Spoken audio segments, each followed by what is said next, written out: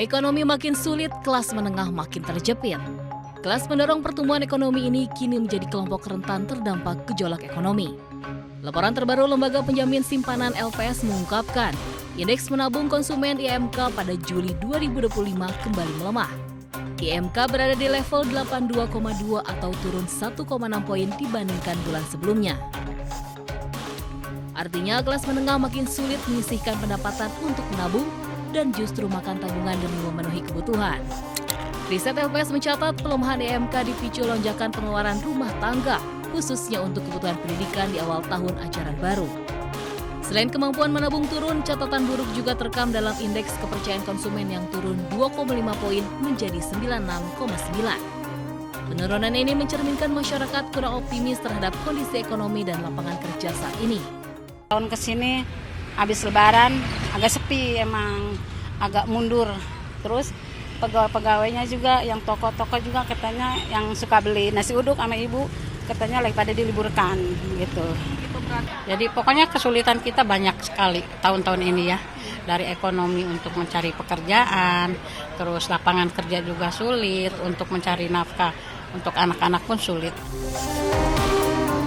Sejumlah pihak mengingatkan pemerintah agar tidak hanya berfokus pada program jaring pengaman bagi kelas bawah, tapi juga harus melihat kondisi kelas menengah yang kini penuh tekanan.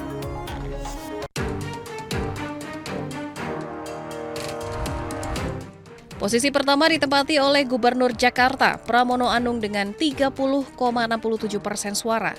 Posisi teratas diperoleh Pramono karena program-programnya banyak yang pro bagi anak muda.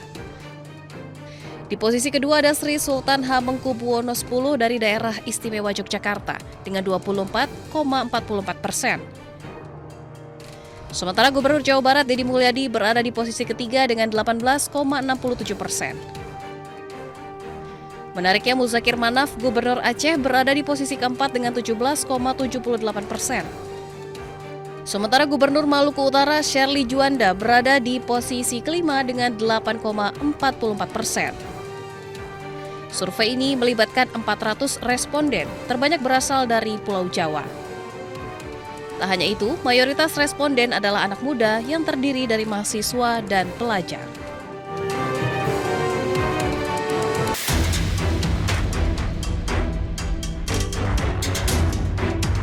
Pusat Pelaporan dan Analisis Transaksi Keuangan atau PPATK akan memblokir dompet digital atau e-wallet terindikasi tindak pidana. Kepala PPATK Ivan Yustian Vandana menegaskan PPATK dapat memblokir e-wallet atau dompet digital dalam situasi tertentu. Namun sifatnya berupa penindakan atas suatu kasus. Ivan menyebut jika ada dana ilegal masuk ke e-wallet dan terindikasi tindak pidana judi online, maka pihaknya akan mengupayakan untuk melindungi pihak yang dirugikan. Pada semester 1 tahun 2025, PPATK mencatat deposito judi online melalui e-wallet mencapai 1,6 triliun rupiah. Jumlah itu terjadi dalam 12,6 juta kali transaksi. Sementara itu, sebelumnya PPATK memblokir 122 juta rekening dorman atau rekening yang tidak menunjukkan aktivitas transaksi selama 3 bulan lebih dari 105 bank. Kini seluruh rekening itu telah dibuka kembali. Menurut PPATK, akibat pemblokiran rekening, transaksi judul menurun hingga minus 70%, yakni dari 5 triliun rupiah menjadi 1 triliun rupiah. Saya hari ini berencana membayar besi semen untuk pembangunan masjid saya. Jadi saya datanglah mengambil uang yang saya tabung di bank pemerintah. Setelah saya tiba ternyata rekening saya diblokir karena tidak aktif selama 3 bulan. Ustaz Dasat Latif menjadi salah satu dari ribuan nasabah yang rekeningnya diblokir. Dalam curhatannya, Ustaz asal Makassar tersebut mengatakan uang miliknya di rekening yang terblokir sejatinya merupakan tabungan untuk pembangunan masjid. Selain Ustaz Dasat Latif, rekening Ketua MUI Holil Nafis juga diblokir PPATK. Menurutnya rekening itu uang untuk yayasannya. Kiai Holil menganggap kebijakan PPATK sebagai kebijakan yang tidak bijak. Ia meminta Presiden Prabowo mengambil tindakan terhadap kebijakan yang bikin gaduh. Bahkan, menurut Kiai Holil, masyarakat bisa malas menabung di bank akibat kebijakan PPATK memblokir rekening tak aktif. Pusat Pelaporan dan Analisis Transaksi Keuangan atau PPATK memblokir 122 juta rekening yang tidak menunjukkan aktivitas transaksi selama 3 bulan lebih.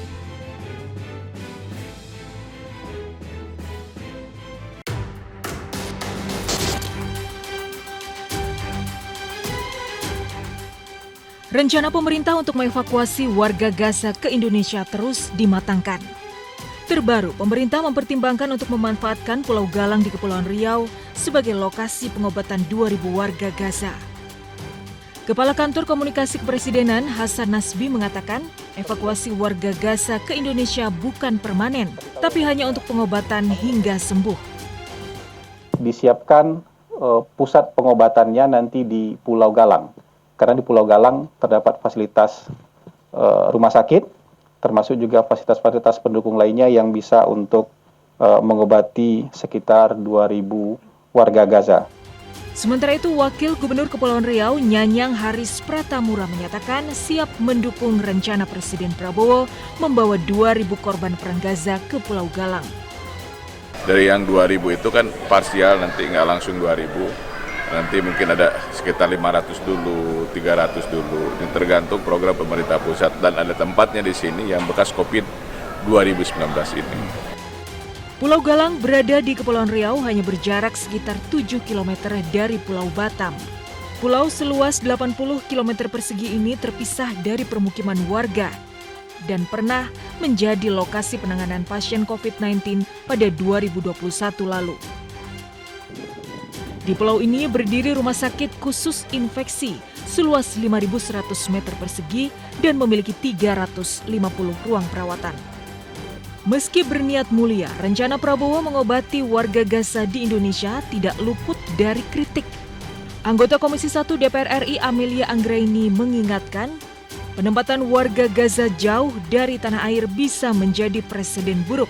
Israel bisa dengan mudah menyebut eksodus warga Palestina sebagai solusi permanen. Hal itu menjadi bumerang terhadap perjuangan hak kembali warga Palestina.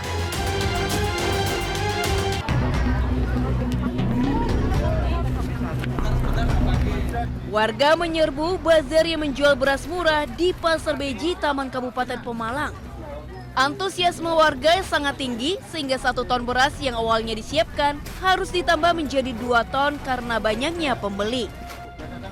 1 karung beras 5 kg dijual Rp11.500 per kilogram. Sementara harga di pasaran kini mencapai Rp16.000 per kilogramnya. Warga yang akan membeli beras wajib membawa KTP dengan batas pembelian maksimal 2 karung per KTP.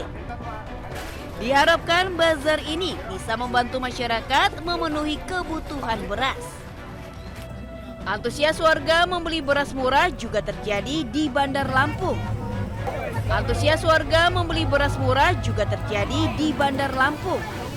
Ratusan warga antri untuk mendapat beras harga Rp60.000 per karung 5 kg. Setiap orang juga dibatasi hanya bisa membeli 2 karung. Program ini digelar di 15 kabupaten kota di Lampung dan Bulog menargetkan 39.000 ton beras tersalur hingga akhir 2025.